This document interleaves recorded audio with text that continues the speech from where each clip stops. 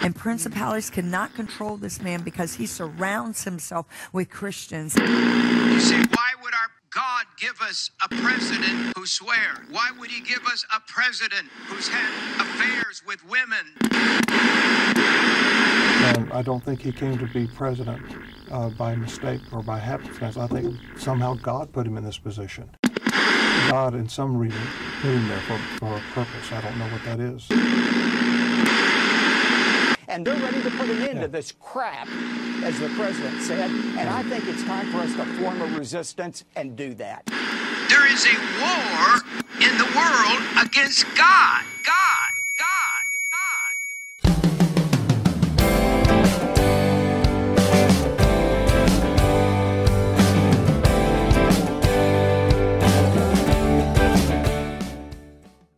Our guest today is an American billionaire hedge fund manager, philanthropist, environmentalist, liberal activist, and fundraiser. In 2010, he signed onto the Giving Pledge along with Bill Gates and Warren Buffett. He is the founder of Next Gen America and the Need to Impeach movement, a man working to ensure that every family shares the benefits of economic opportunity, education, and a healthy climate. He's truly a major political force for the values we talk about here on this podcast every week. And we're honored today to have Tom Steyer with us on What Would Jesus Pod. Good afternoon, Mr. Steyer. Christina, thank you so much for having me, and please call me Tom. Oh, sure. Absolutely. So this is What Would Jesus Pod, and we noted when looking at your bio that your wife, Kat, was on the President's Council for the United Religions Initiative at one point, and their purpose is to promote enduring daily interfaith cooperation, to end religiously motivated violence, and to create cultures of peace, justice, and healing for the earth and all living beings. That sounds like an amazing goal. So is she still on that council, or when was that? She hasn't been, but we still support that movement because the Episcopal Bishop of California, who is a good friend of ours, and he retired, named Bill Swing, went around the world trying to talk to religious groups who are at odds with each other and get them to do projects together. So, for instance, he'd go to Northern Ireland, or he'd go to Israel, or he'd go to wherever there was not only anger and resentment, but also violence based on religion, and try and get the groups to accept each other as full human beings as a result of working together to build something that they could each profit from. And so it was really an attempt by Bishop Swing to point out how much of the violence in the world is based on religious identity, and how an actual acceptance and knowledge of each other on a day-to-day basis can really break down those barriers and get people to act in a much more loving and accepting way. Wow, that's such an important goal. We need a lot more of that, around the world, but also here in the United States as well. Right. We noticed that today you released a new video. I'm sure it had a lot to do with coming on our podcast. And we wanted to give you an opportunity to talk about your new video and your new campaign to release the Mueller report. Well, Justin, as you may know, I started an organization about a year and a half ago saying that we needed to hold Mr. Trump to account, to impeach him really for his breaking his oath to the American people and the Constitution. And we said all along that his corruption and his obstruction of justice were in the public record and that we shouldn't wait for the Mueller report. But since the Mueller report has been completed, we're saying we want to see the whole thing, that we want to see what the research is, because we think it will add to our knowledge of what we know from the public record he's already done.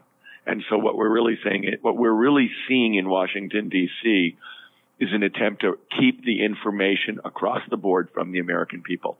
And our group has 8 million signatures of Americans who have individually signed up to support our effort. It's really a movement. And what we're saying is let the American people, regardless of what political party they're in, regardless of what state they're in, or anything else that people use to divide us, let us see the information so we can decide for ourselves what's the right thing to do. And that's really what we're pushing for. Is we're pushing for public hearings like the one with Michael Cohen, but a lot more of them. We're pushing for the release of the full Mueller report. We're pushing for the release of Mr. Trump's taxes. Let the American people get the information and let us decide, because it really is supposed to be government of, by, and for the people. Don't let the elites within Washington control the information. Let us all see it. No, that's so true, and I really like what you said about that. It doesn't matter about the partisanship. This isn't a left or right issue. This is a democracy issue, and the fact that the American people, no matter where you stand, deserve the truth and to see the truth. And that's what I've always loved about the commercials that you put out, the need to impeach movement and everything. It's really about saving our democracy. Well, it's funny because we've done, and I've personally done, about 50 town halls in well over half the states, including states that are completely dominated by Republicans. And what you see traveling around the United States is how many things Americans share with each other, regardless of where they live and regardless of their political affiliation. And I think we share an awful lot of the same common values. We share a lot of the same aspirations. And I think that to a large extent, the vast bulk of Americans, including me, feel like the political establishment and the political system has abandoned them. That the so-called democracy, that the system that they grew up revering and trusting and depending on has in effect moved away from them and is supporting really the big corporate political donors and kind of the very richest Americans and the special interests. And I think that that's something that people across America feel regardless of whether they're Democrats or Republicans. And I think that there is a real sense in which we're trying to be a part of and we're trying to empower that the American people want to take the government back for themselves and get back to the idea that the government's supposed to be serving them, not serving special interests who dole out millions and millions of dollars to these elected officials. Along those lines, with the Mueller report and with some of the information being released, we had news break this morning of Julian Assange being arrested. Do you feel like those things are tied together? Some of the information and this arrest? Yeah. I don't know that much, honestly, about WikiLeaks and Julian Assange.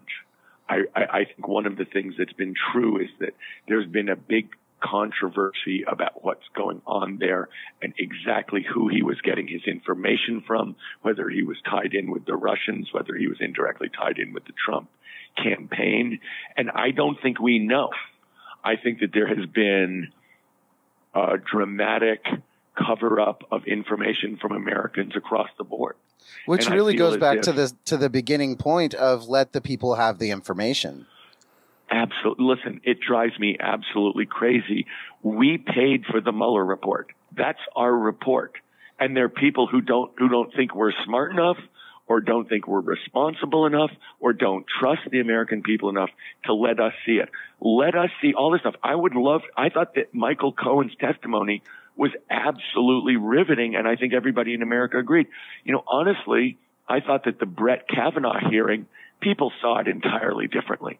But we got to see it directly. Americans could decide whether they believed him or disbelieved him, but at least we got to see the same thing regardless of where we lived, and it wasn't curated and controlled and massaged by Fox News or by MSNBC. It was direct to the American people, and that's what I think will actually pull us together, is for us to do things together and realize that when we have the power, the body and the intelligence of the American people is the strongest and the smartest force in this country. No, that's so true. And really and it goes right in with the disparaging of news and the freedom of the press, which you talk about a lot. And because if you can muddy the waters enough and you can put out enough conspiracy theories and really propaganda to confuse things, then people don't know what's going on. And there's this kind of confusion and this overall, that we're seeing right now and that we've been seeing. I mean, the Bible says the truth will set you free. and I believe that's the case in this case as well. Well, I think the other thing that's really going on that I think is so negative is there's a sense that somehow we're living in a zero-sum game, that anything that you get comes out of my pocket, and therefore I have to root against you. And that is so un-American. the history of America is that we actually rise and fall together. And that when we're rising and we're all pulling on the same oar, we all do better. And I think the idea of trying to get Americans to think that their prosperity has to come at the expense of other Americans is one of the most negative messages I can imagine, and is, I think one of the reasons that we have such a profound spiritual, crisis here is that people don't really have a sense of what it is in the broadest meaning that we're trying to do together. And I think that if you go around the country, which I have, you see that mental health, depression, characterizes a lot of the United States. And that is not what, I would think is an American trait. The exact opposite is an American trait, in my opinion, which would be an optimism and a trust in the future and, a belief in God that we are going to prosper together and do the right thing and succeed. Right. And what you're talking about there, with that kind of scapegoating of the poor, that kind of scapegoating of people who, it's your fault that you're sick. It's your fault that you're poor. It's your fault that that you need food stamps or that you need health care or whatever it might be. That so much of the time that's propagated by the people who claim to be the God Party, who claim to be behind the Christian values, and they have, unfortunately, we talk about this on the podcast and at Christian Democrats of America every day, that, unfortunately, they have managed to convince a lot of their followers and enough people, so many people that, well, we have Donald Trump now. They've convinced them that that is somehow the quote Christian values way, and if you're a Christian voter, these are the people you should support, when there's nothing biblical about any of that kind of philosophy. In fact, it's the complete opposite, where social justice and the common good is the true biblical philosophy from beginning to end. And that's one reason we've been talking about doing something called a Matthew 25 campaign, because it's all that is really the truth. And so much of the time, the Christian voter in the nation has been just fed so many lies by the Republican Party. Well, it's funny because if you even the most cursory reading of the Bible shows really how deeply imbued with social justice the whole Testament is. Yeah. And you'd have to be standing on your head not to understand that. Yeah, what they do is they're launching conspiracies with no theory behind them, and it's just a straight up lie with no tie to reality. There's no theory behind it. There's no logic behind it. Conspiracy theorists actually put work in and do investigations. And I feel like that's a little bit different than what's happening. What's happening is they're just throwing everything against the wall and running with the stuff that sticks. And cherry picking some scriptures to bring out to try to divide people. Well, it's funny because if you think about the basic sentiments in the Bible, it does come down in a simple way to taking care of the most vulnerable and protecting God's earth. Yep. Those are pretty straightforward, pretty universal parts of even the simplest reading of the Bible. And so to see those things be directly contravened by people who are professing the Bible is a little hard to take. It is. Oh yeah. It is. It's one of the reasons I started this organization in the first place. It was just, it's so difficult to see and to actually, this is 12 years ago. I was looking at the news, and I've been raised in a Christian home, in ministry my whole life. My grandmother's a preacher, my dad, from a ministry family. And I suddenly start getting involved in politics. I'm about 18, and I see on cable news all these talking heads speaking out for Christians. And it's like, wait, that's not the Jesus I know. That's not about love your neighbor. That's not about taking care of the vulnerable and the poor. They're talking about all the things that are opposite of the Bible that I know and I love. And really it inspired sort of a rage of a righteous indignation, you could say, in me, that I said, we have to have another voice out here. Like, where are the Christian Democrats? So, that's what we've been trying to do, because it's just, and it's gotten to the point now that it did give us, it has culminated in giving us Trump because of these one-issue voters. Do you guys have any direct contact with what I'd think of as the conservative evangelical movement? Probably 3 weeks ago in Columbia, South Carolina, at one of our town halls, one of the people who came to the town hall stood up and said, "I don't believe this, but my in-laws and their friends are Republicans, and they believe that Mr. Trump is an imperfect vessel sent by God to prepare us for the end of days." Yep. And he said, "That's a meme." Yeah, no, we actually have quotes from religious right leaders in our intro to our show since the beginning of our show, which we've started almost a year and a half ago now, that has had that in there. With I believe we have Jim Bakker and Franklin Graham saying it in our intro. Yeah, Pat Robertson has said it. I mean, all of these religious, like Jerry Falwell Jr. No way. Oh yeah. Oh yeah. No way. Yes. Yeah, since All the beginning. those people. Yes, Yeah. all of them. Yeah, Trump gracious. Trump is sent by God. Pat Robertson has gone as far on the 700 Club to say that you will be cursed if that the women out marching at the Women's March were cursed because they were speaking out against the president, and he was God's vessel. Yeah. Well, you have just taken my breath away. Yeah, it's a thing. Thank you very much. It's a thing. Yeah, we actually just recently did a whole series on Christian dominionism, which is what a lot of these folks fall under that category, and it's a whole movement. I mean, it's pretty disgusting, especially when you see a minister like Franklin Graham. He actually sells T-shirts, pro-Trump T-shirts, in the Billy Graham library at Billy Graham Museum. Wow. I live in California, and I'm extremely proud of our state and love living here. And Franklin Graham came here and said he had come to save godless California. Wow. And I felt like, my goodness gracious, that is a level of arrogance that I have rarely observed anywhere in the world. But that is such an insult. Yes. I mean, I'm trying to think of something that I would find more insulting than that statement, and you've got to go a long way to get there. Yeah. Oh, you do. Yeah. It's and a lot of what he does. I mean, he does that. He trashes the LGBT community in that way. He trashes Democrats in general in that way. Anyone who thinks differently than he does or believes a little differently. It's.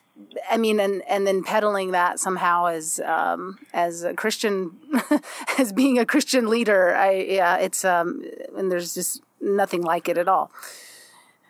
Well, I do think, one of the things that we've seen is, one of the things that we've tried to push really hard is full acceptance of people from different backgrounds, ethnicities, races, sexual orientations, and faith as full human beings. And that seems to me to be something entirely consistent with what Bishop Swing has been doing in terms of United Religions Initiative, or in terms of the idea of people of faith accepting each other's way of trying to talk about the eternal, to talk about their deepest spiritual needs and beliefs and yearnings, and to recognize that we're all really looking in slightly different ways for the same thing and for the same values. That's and so so true. It seems crazy to me to see this kind of vilification of people by background. Yeah. But it's something where we can see that that's a go-to move, to a very large extent, and something which I find, very un-American and very anti-American. Oh, absolutely. No, it is. I mean, anti-American, we talked about this quite a bit around the election time in 2016. 3 days before the election. No, actually, it was the Sunday before. So 2 days, there were mega churches and conservative evangelical churches across the whole country. I believe the number, it was in the thousands. It was several thousand churches that played a mini sermon by Mike Pence 2 days before the election. Wow. On the big screens. Yeah. It's funny. A guy from my college class named Rick Zabur is the head of an LGBTQ group in California called Equality California. And he gives large fundraisers in Northern and Southern California. And he always tries to include a young person who's transgender. And I hadn't had much exposure to transgender people before going to some of Rick's events. So it was very interesting for me to hear them tell their stories and to meet some people during dinner who were transgender. And one of the things that I learned from probably a 17-year-old girl, I'm going to guess, who was speaking at one of the events, who was very sophisticated, clearly not her first public performance, was that half of the transgender kids under 21 try to commit suicide. Yeah. And I just felt like, something, no one does that lightly. That means that those people are having very, very difficult lives and are worrying at the most basic level about identity and happiness and their future. I mean, that's just an overwhelming statement to me about how desperate some of those kids are. Yes. And so I felt like anybody who wanders by and kicks them by the side of the road must be so mean. Who would think that someone who, almost by definition, is that despairing and worried and anxious, why would you walk by and kick them when they're standing by the side of the road? Who would do that? Yeah.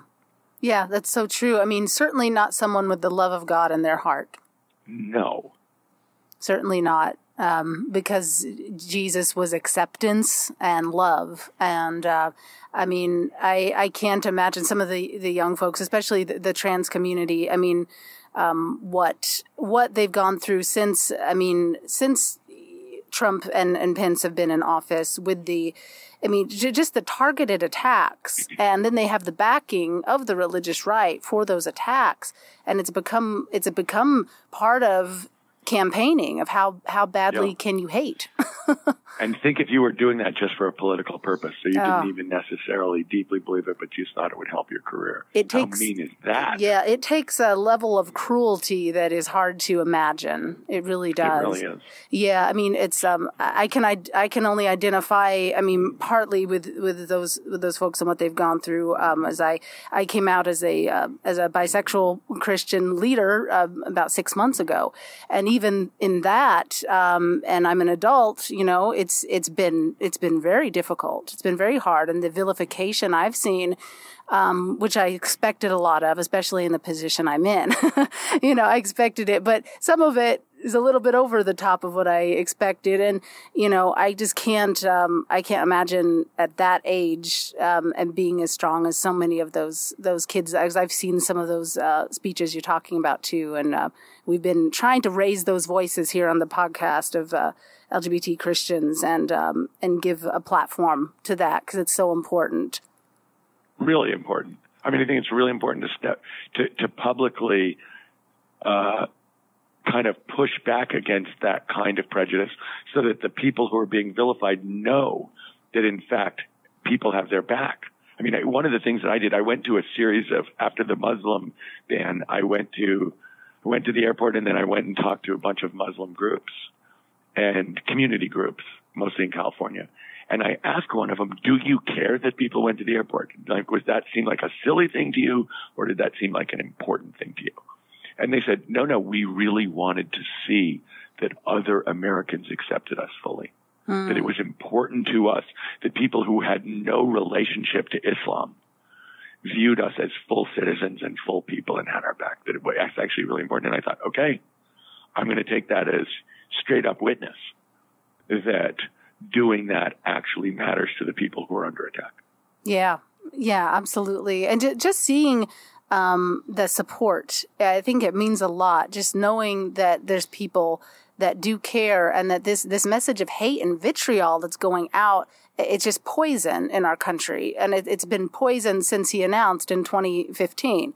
And that's what we're hearing, just such a message of hate. And anytime we can get that message that is the counter to that out, I think it's super powerful and super building up and helpful. Yeah. To those communities. I think so too. So speaking of 2020, do you have any favorites? I was thinking of Pete Buttigieg, and as we were talking about that conversation, but been pretty impressed with him recently, and on that topic of coming out, he's a gay Christian and a powerful speaker. But who are you looking at for 2020, or do you have any predictions? Christina, the only prediction I have is that we haven't seen the full field. Look, there are several more people who we're still going to announce. Yeah. I think this is going to be a very fractured field. You can see it. And you can see that Pete Buttigieg has moved up really fast and has been kind of a national phenomenon. And I was looking at the polls earlier today, and that got them to 9%. So you think, oh my God, there are probably at least 20 people who are either there or who have said they're going to be there. And there's a bunch of people who we sort of have heard rumored that are likely to do it who aren't in the press. Mm. So, what we're going to see is a very unpredictable process leading to, I think, a very good probability of an unpredictable outcome, in the sense that we may go to the Democratic convention without a candidate. I think that's a pretty good probability, maybe a very good probability. Yeah. At this point, I've heard a few commentators say that, and they must be brilliant. Yeah. Thank you so much, Tom, for being with us today. It's meant a lot, and hear your views on these issues, and we appreciate it. Will you come back to What Would Jesus Pod? I'd love to. Bye-bye. Thanks, Justin. Bye. Thanks, Christine. Some of you may hear what we're talking about on the podcast and think, how can I help? How can I take action on these issues? And you share our outrage of what's happening with the Trump evangelical community, the Christian dominionist community, and the religious right that is leading people astray. If you share our vision and our movement, and you want to see this go forward, you can join the movement.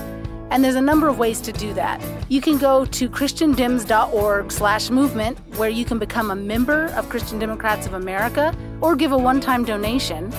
You can also go to our Patreon group at patreon.com/Christian Democrats to become a supporting member of our podcast and take other actions for Christian Democrats of America.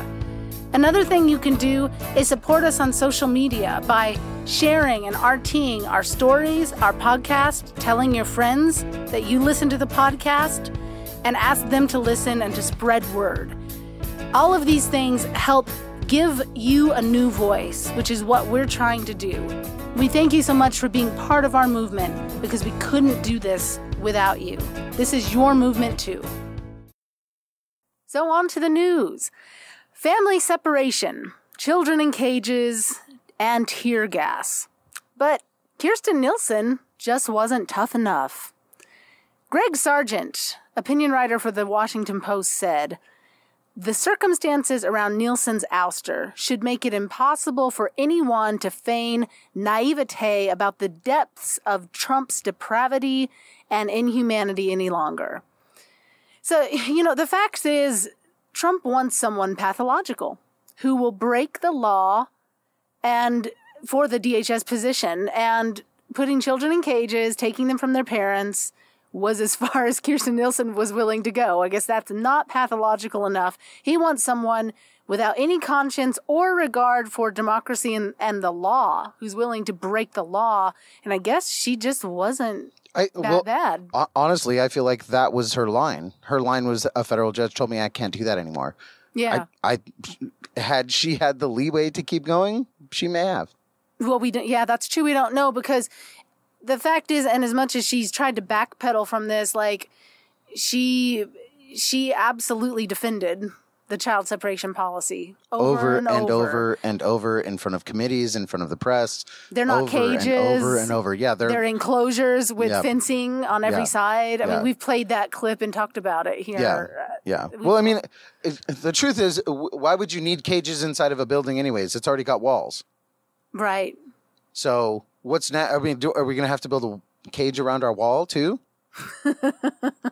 I'm just wondering, what is, if you're not putting them in cages, then why are the cages inside the building? Yeah, that's true. And we have to make clear the family separation policy, as Trump has been lying about this week, that was not an Obama policy. Never. Never Obama did not have zero separation policy or zero tolerance. Now, the Obama administration did have a time where they put families in cages, and they eventually stopped that practice after there was, outcry. And I'm not saying I agree with Obama on immigration policy at all. Mm-mm. I was not happy with Obama on immigration. So, but that's not even here nor there right now, because there's nothing he did that was close to what this administration has done with this zero tolerance and not separating families. They did not separate families. They didn't do this. Not even close. I mean, there was oversight, and there was there was an administration that was willing to subject itself to oversight. Right. That isn't the reason that Kirstjen Nielsen is gone. No. She's gone because she wouldn't defy directly a judge's order. She was not pathological enough. Right. That's really the truth. She had some sort of line of integrity. She had some sort of a line of integrity. Even if it was just the law, not even moral. If it was at most people's shoelaces, it was there, and she didn't want to go below it. Had that judge not ruled that way, who knows where we would be? Right. Maybe we'd be starting to do tear gas on our side of the border. Mm. And I mean, what is the end goal to this? Yeah. Honestly, what is the end goal to this?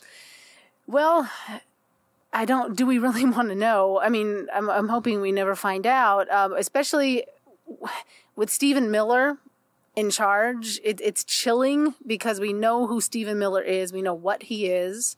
And we know what his entire philosophy and worldview is and what he wants this country to be. And he wants to change our country.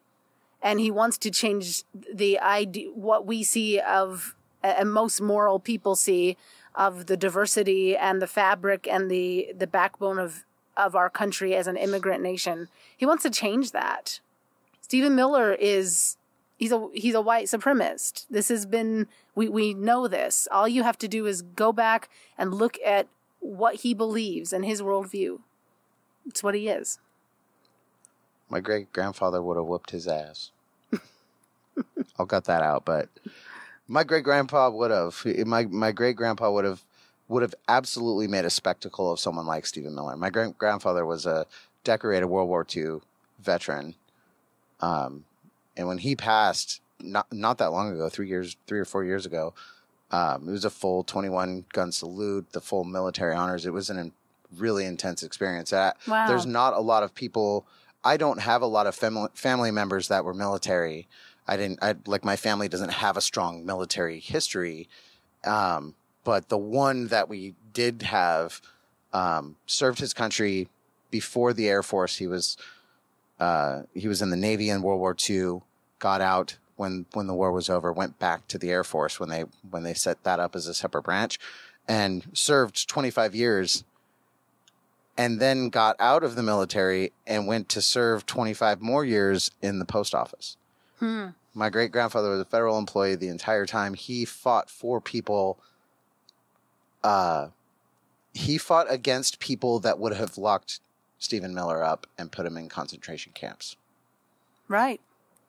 That's what my grandfather fought against. That's what the greatest generation and that truly believed in America. And when we talk about really what's supposed to be patriotism, that's what I knew it as. Even growing up as a kid, you hear the stories of America stood up against the Nazis. We stood up against white supremacy, and we've changed as a nation. We certainly made our share of horrible, horrible sins, and we have been trying to progress some in of us, some I would ways. say. In some ways, we've tried to progress, but we've been a nation of immigrants, and this is he wants to change the entire fabric. This sort of reminds me. Today, I was listening to another podcast called The Damage Report by John Iadarola. He's one of the co-hosts on the Young Turks Network. But he was talking with. He was doing a story on people that had wrote in talking about the damage that Fox News had done to someone close to them. Mm-hmm. Usually, it was a family member. Usually, it was a parent. And usually it was a male parent. And his breakdown was really interesting because it was some of the people that wrote in, like there was one person that wrote in was talking about their father who was a union organizer for decades and then retired from that and eventually wound his way into Fox News and started watching Fox News and believing that he had wasted his life trying to protect lazy people. It literally had changed his mind from what he had done for a living for his whole life, that he now believed that that's all he did was protect lazy people. And that's all it was about. And he talked about how, how they hook you in, how they how they say, he said that they prey on the thoughts that you have inside your own head, things that people are not, that they normally wouldn't put into words, thoughts of shame, things that where normally, typically a person would say, oh, am I acting selfish about this? And they would sort of have that conversation with themselves. He said that, Fox News sort of takes that and those thoughts that you would normally probably do away with in a normal course in your own mind, and they just start yelling at them and saying, no, you're right, you're right to believe that, and you're right that those people are lazy, and you're right that is bad, and you're right about that, and it gives you this, and it builds up this righteous indignation falsely inside of people, and that's how they get you. Well, it gives people someone to blame. Right, and that's constantly. What people want. They want someone, that appeals to the worst in our nature of who can we blame? Who's the scapegoat? And a lot of times it's the poor, it's poor families, it's people who, need things like food stamps. And now it's immigrants. Yeah, now but they won't the need refugees. They will not need those food stamps if people paid a livable wage. Oh, exactly. It used to be back in the day that the giant middle class all paid a little bit of a share of their own pay towards taxes to help everything around them, to help society, to have a waste management program, to have a fire department to put out burning houses, to have a police department to make sure that people weren't robbed and killed at will. Those were all things that people were willing to put out for a little bit of their paycheck every time they got paid, when the middle class was the biggest part of our economy. Now, that's not the case. The middle class is getting smaller. The wealthy class is even shrinking its own self as they kick more and more people out to get closer to that 1%. And they're still trying to foot the cost onto the shrinking middle class and poor. Yeah. Oh, yeah. But they're not going to tell you that part of it, because then you don't have somebody to blame. You're not blaming the right people. They're just inserting themselves to tell you who to blame. Oh, sure. But that's also working directly for the Republican Party, because that fits the whole agenda. That fits a right-wing agenda, that fits an Ayn Rand worldview. If you look at Paul Ryan, and what the Republicans have wanted to do for years, which was the GOP tax break for the rich, it fed all into this narrative so that they could give the richest of the rich the best tax breaks and be able to pit the poor of the country and those who are getting ripped off in the middle class too against each other. And it's a very well-developed system that they've Right. done. I was thinking when I found out about Kirstjen Nielsen and the reason she was fired or resigned, however you want to look at that, and really the fact that Trump and the White House is saying that they want someone, in essence, who's going to be more pathological. And the fact that he thinks this is going to play with the base. He thinks this is going to win votes and is going to really just, excite his base that he's willing to get meaner. I've heard the words meaner, tougher, and that's where Stephen Miller comes in. Absolutely no compassion. And it made me think of an experiment that I studied on when I was getting my bachelor's in psychology. And it's called the Milgram experiment. The Milgram experiment was on obedience to authority figures. It was a series of social psychology experiments conducted by Yale University psychologist Stanley Milgram. They measured the willingness of study participants, men from a diverse range of occupations with varying levels of education, to obey an authority figure who instructed them to perform acts conflicting with their personal conscience. Participants were led to believe that they were assisting an unrelated experiment in which they had to administer electric shocks to a learner. These fake electric shocks gradually increased to levels that would have been fatal if they had been real. And the experiment found unexpectedly that a high proportion of men would fully obey the instructions, even if it was reluctantly. Now, what happened with this experiment is that there were people that were very psychologically damaged by the experiment, and that's one reason why psychologists can't perform these types of experiments anymore. But something that is just incredible in this is they would start this desensitization process where they would say, you need to give him another shock. And they would ask, is it going to hurt? And say, well, it'll hurt a little bit. And it would be a doctor in the room, coaching and telling them. So that was the authority figure. And they would be telling them, no, you need to increase the shock. And it would keep going, and the person would be just sweating. They would be just getting anxious and heart racing and visually upset. But they would continue to give the shocks, and it came to a point that it found that very, very high proportion of people were willing to take those shocks, and they would even tell them, okay, this is going to be extreme pain to the person you're about to give the shock to. It's going to be extreme pain. And they would still do it. And then there were many, many more than you would want to believe that still gave the shock, even when the doctor said, this shock will be fatal.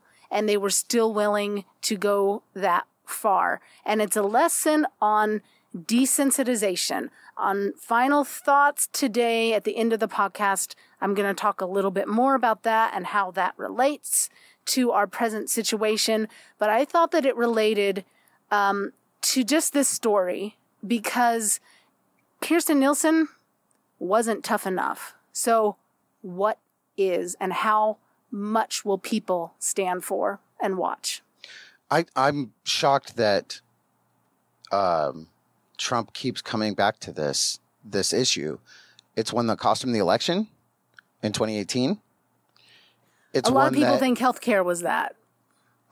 I mean, I don't know. This story broke in June, and the elections were in November. Well, it certainly didn't help him, did it? It certainly didn't. It certainly had, and it cost. In my view, this is one of the key issues that cost him that election. And he also just lost the shutdown fight over this issue.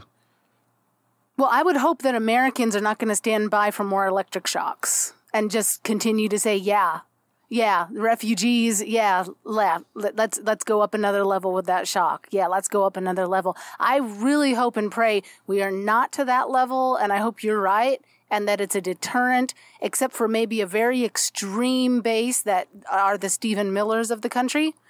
I really hope and pray you're right and that that's the case. And they would say, no, We're not going to that next level of shock. We don't want it. We already have seen where we're at, and we don't like what that looks like, and we hate it. It's disgusting.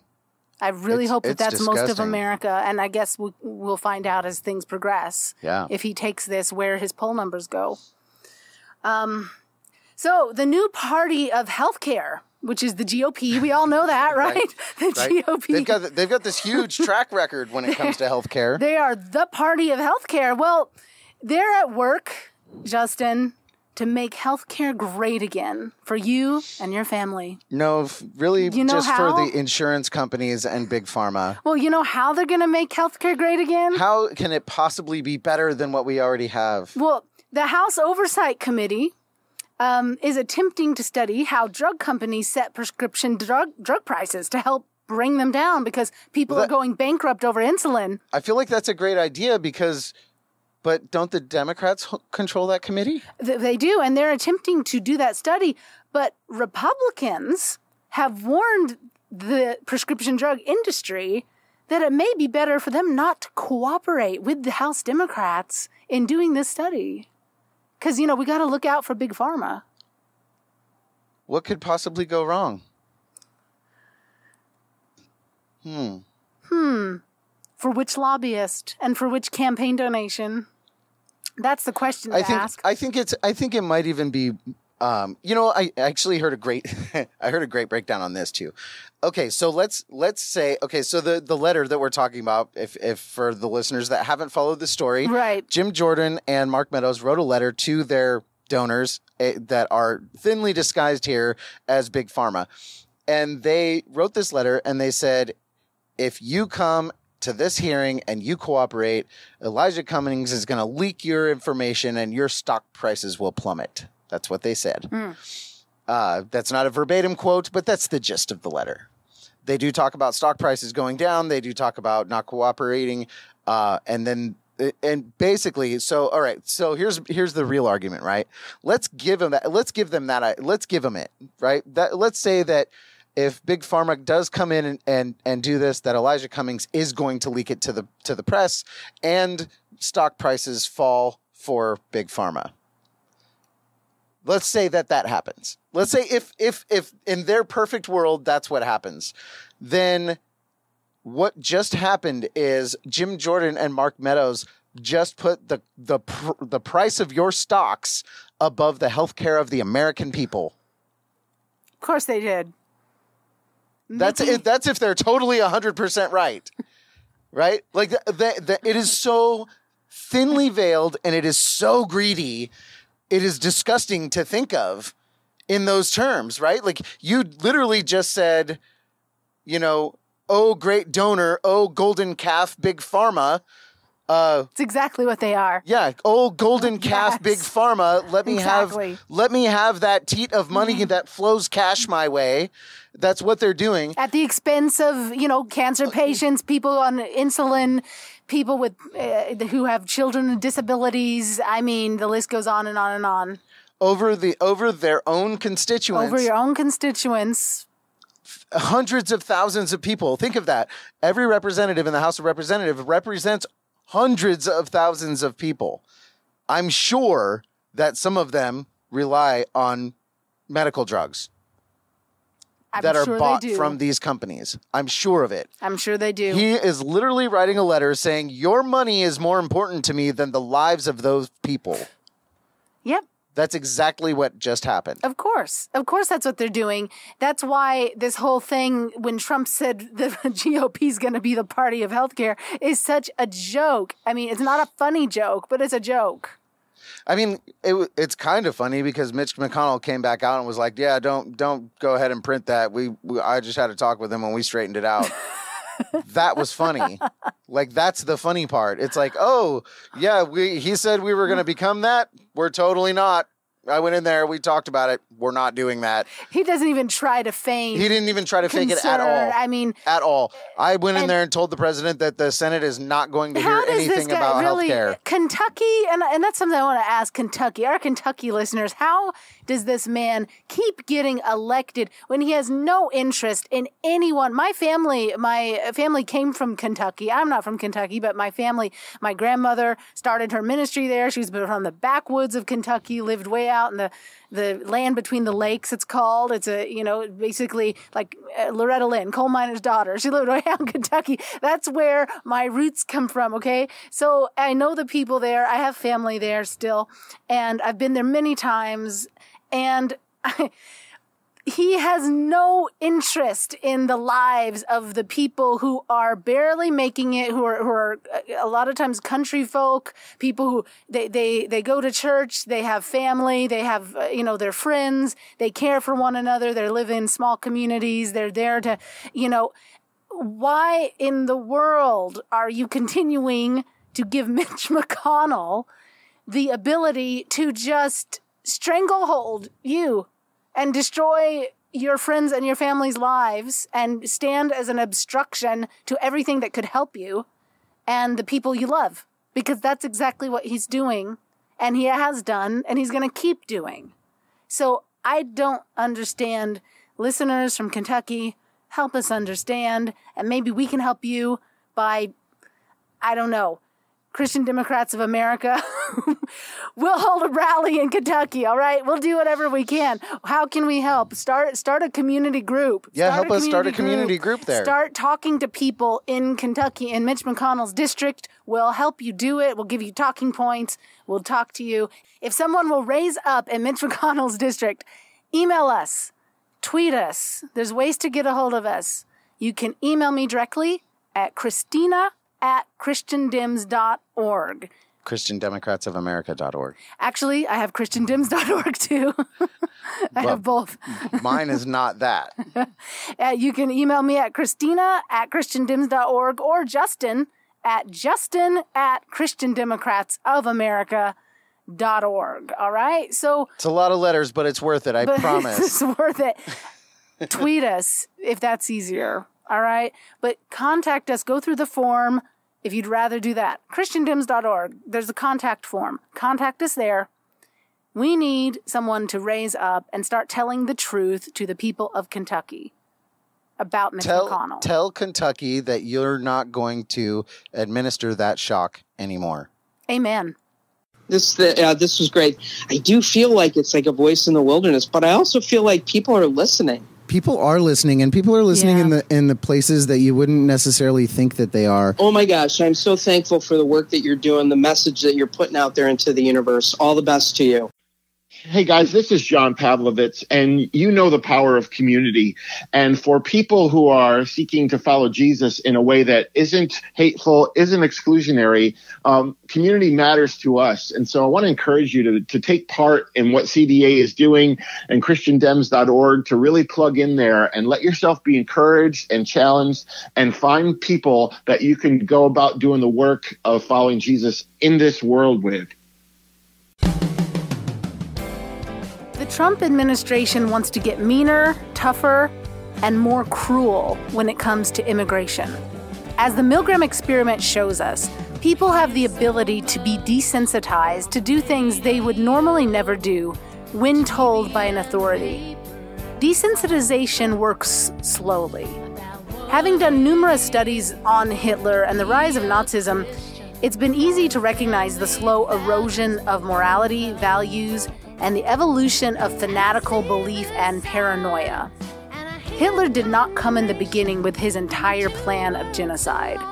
No, he came saying, the Jews don't value the same things we do, and they are taking German jobs and destroying your economy. He appealed to something they were afraid of, angry about, an emotion. Later, they were called monsters, animals. Sound familiar? The point to this is to show how desensitization works to erode the moral fabric of individuals and a nation. The fact that refugees who are homeless, harmless, and poor families coming to us for help are literally in danger, as are the churches who seek to help them, following the mandate given in Matthew 25, shows how far we've already fallen. A little yeast has worked its way through a large batch of dough, but there's still time for my Christian, Trump-supporting brothers and sisters who I want to speak to right now. Those of you who thought you were just voting for change or something called pro-life, now is your time to say enough is enough. I won't say I told you so. I will say thank you, because it takes courage and putting faith, values, and your country before pride. I can't guarantee others won't say I told you so, because people are angry. We've warned this could happen for a long time. We hoped it wouldn't, but it has. Be diligent, clear, and bold. Stop this yeast before it works through the whole batch of dough. And stop it before the next shock gets even worse. Zechariah 7:10 says, "Do not oppress the widow or the fatherless, the alien or the poor. In your hearts, do not think evil of each other." If you want to read more about this, I have an article on christiandims.org called Desensitization Works Slowly. It's also on Huffington Post, so you can check that out if you want to read more on this topic. Thank you for joining us at the place where real Christian values meets politics. And it's not about sin. Who's done more right, who's done more wrong. He doesn't sense, 'cause who's better than who? It's a relationship, full surrender to